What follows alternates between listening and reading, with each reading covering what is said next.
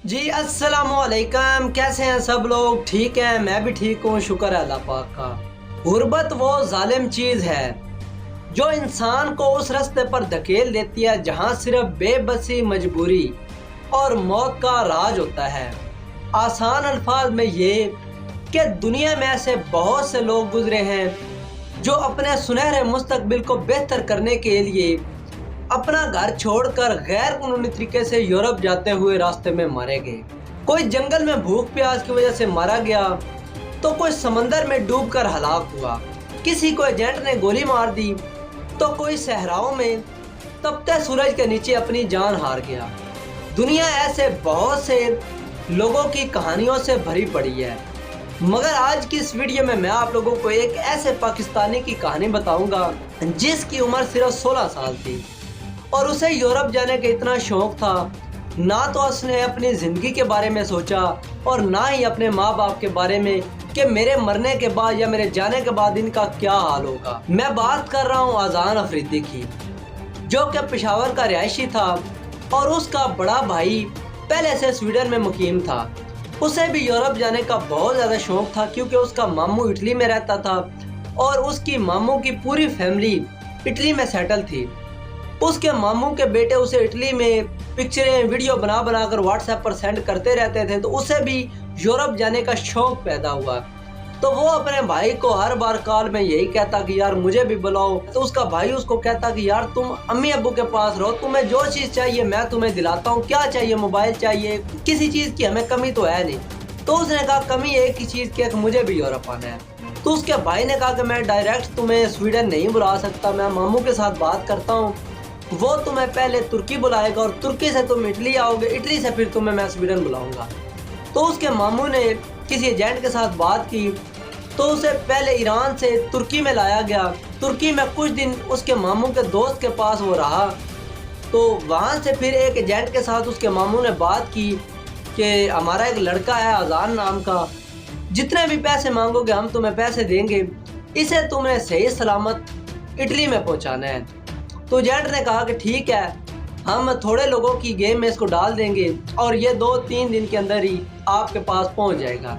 Agent की प्रीतियों का क्या पता था कि एजेंट ने उस लड़के के साथ क्या करना था। एजेंट ने बहुत से लोगों को पहले ही उस जगह पर इकट्ठा किया हुआ था जहां पर एक बड़ी बुरी हालत की कश्ती आ रही थी जिसमें इन सारे लोगों को सवार करवाया जाना था। उस कश्ती में तकरीबन 100 लोगों की भी गुंजाइश नहीं थी और उस कश्ती में धक्कम पेल करके 200 लोगों को सवार करवाया गया। बताया यह गया था कि यह कश्ती सिर्फ और सिर्फ 2 दिन के अंदर इटली के किसी जजीरे पर जाएगी और आपका सारा सफ़र 2 दिन के अंदर कंप्लीट होगा। हालांकि उस कश्ती की हालत देखकर यह नहीं लग रहा था कि यह कश्ती चलेगी या फिर नहीं चलेगी, मगर उस कश्ती में निचले हिस्से में इसको बिठा दिया गया क्योंकि इसके मामू ने कहा पैसे की कोई टेंशन नहीं है, जितना भी पैसे मांगोगे पैसा मिलेगा, हमारा लड़का पहुंचना चाहिए। एजेंट को भी पैसे का लालच था तो उसने इसको नीचे वाली साइड पर बिठा दिया और उस कश्ती में काफ़ी ज़्यादा ख़वातीन भी शामिल थी और उनके साथ उनके बच्चे भी थे। काफ़ी ज़्यादा लोग उस कश्ती में सवार हो रहे थे इस उम्मीद से कि कल की सुबह हम इटली देखेंगे। इनको क्या पता था कि ये रात हमारी ज़िंदगी की आखिरी रात है।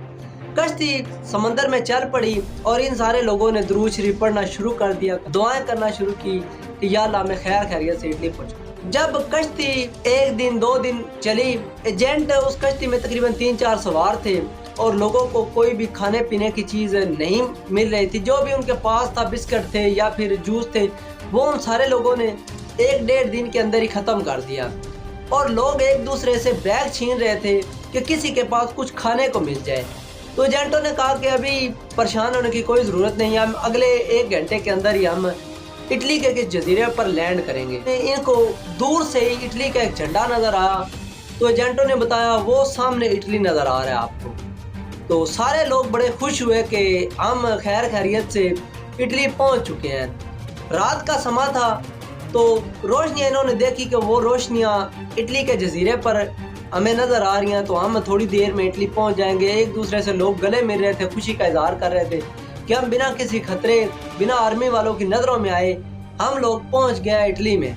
तो ये बात करनी थी कि वो रोशनियाँ इनकी कश्ती की तरफ बढ़ना शुरू हो गई تو جب ایجنٹوں کو سمجھ آیا کہ یہ تو نیوی والے ہیں جو کہ ہمیں پکڑنے کے لیے آ رہے ہیں، تو انہوں نے فوراً کشتی جزیرے سے واپس گہرے سمندر کی طرف موڑ دی اور کشتی کو فل سپیڈ میں بھگانا شروع کر دیا۔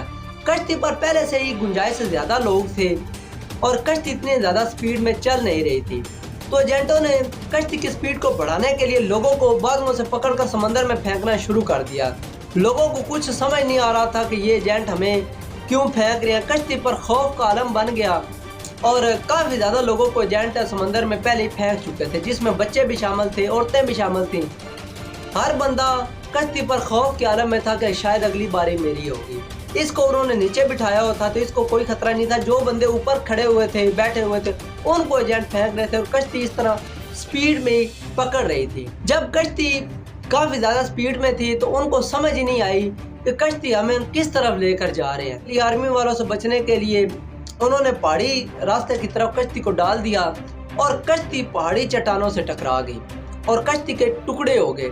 یہ نیچے بیٹھا ہوا تھا، جب کشتی کے ٹکڑے ہوئے تھے یہ انہی ٹکڑوں کے ساتھ سمندر میں ڈوب گیا اذان افریدی۔ تو باقی سارے لوگ بھی کھلے سمندر میں گر گئے۔ کسی کے پاس لائف جیکٹ تھی، کسی کے پاس نہیں تھی۔ جن کے پاس نہیں تھی وہ دوسروں سے لائف جیکٹ چھین رہے تھے تاکہ اپنے آپ کو بچا سکیں۔ تو اس چکر میں آرمی والے تو پیچھے ہٹ گئے کہ چلو لوگ مر رہے ہیں تو ہم ریسکیو والوں کو کال کرتے ہیں۔ ریسکیو والوں کو انہوں نے کال کی تو اٹلی کی ریسکیو ٹیم فوراً اس کشتی کی طرف آئی۔ ان کے پہنچنے سے پہلے کچھ لوگ سمندر میں ڈوب چکے تھے اور کچھ لوگوں کو بچا لیا گیا۔ تو ریسکیو ٹیم کے پہنچنے سے پہلے ہی اذان افریدی تو مر چکا تھا۔ دوسرے دن پھر ان سارے لوگوں کو ڈیٹیل کے ساتھ جزیرے پر جو لوگ فوت ہو چکے تھے، اللہ کو پیارے ہو چکے تھے، ان کی لاشوں کو گنا گیا، کتنے لوگ مرے ہیں، کشتی پر کتنے لوگ تھے، انہوں نے ایک اندازہ ہی لگایا۔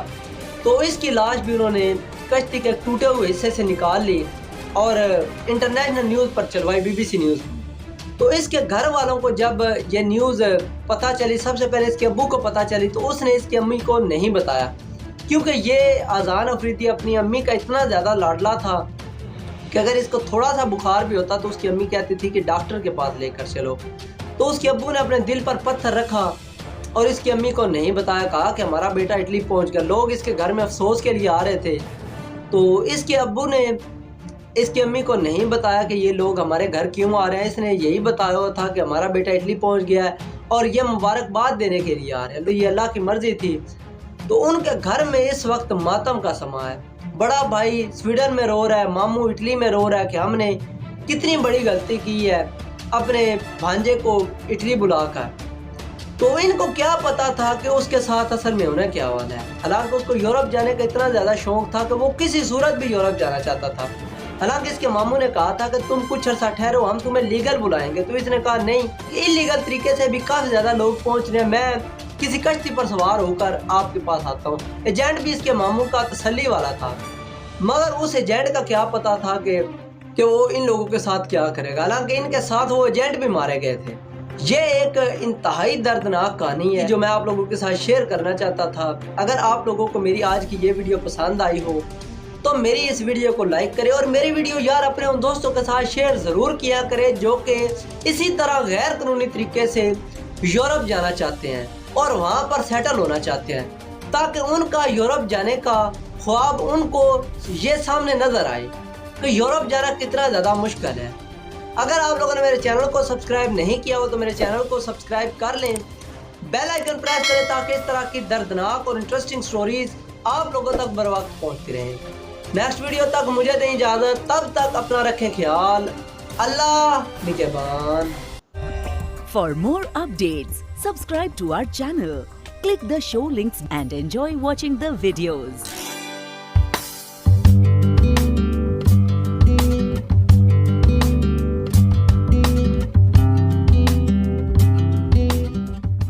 چینل کو سبسکرائب کر لیں، بیل آئیکن پریس کریں تاکہ